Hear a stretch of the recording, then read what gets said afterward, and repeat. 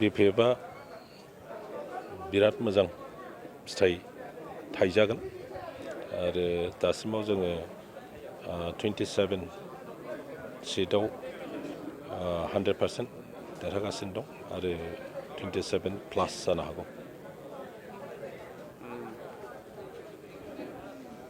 जुदि सरकाराव फैयोब्ला माबायदि आरो थांखि लादों खामानि मावनो? सरकाराव फैयोब्ला जोंहा गोबां मावनांगौ दङ।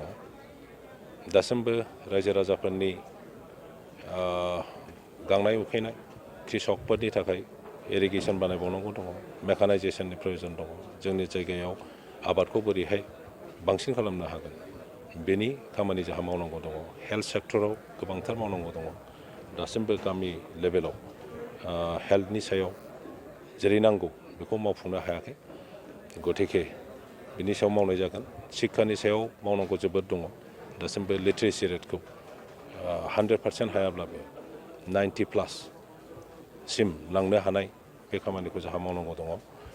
बेनिफ्राय हायार एजुकेसननि थाखाय आरोबाव मोजां मोजां institution, environment based institution, technology institution इत्यादि जोंहा लाबोनांगौ दङ, गायसननांगौ दङ। सारमोना BPF हिसाबै बिटिआर एकर्डनि सायाव माबायदि थांखि लादों? बिटिआर एकर्डखौ जोङो सरकार दाखांनायनि उनावहाय बबे क्लजनि सायाव जोंहा मा बुंनांगौ दङ बेफोरखौ मोजां रिसार्च खालामनानै जोंनि अपिनियनखौ सरकारि भाबैनो जोङो सरकारनो होगोन।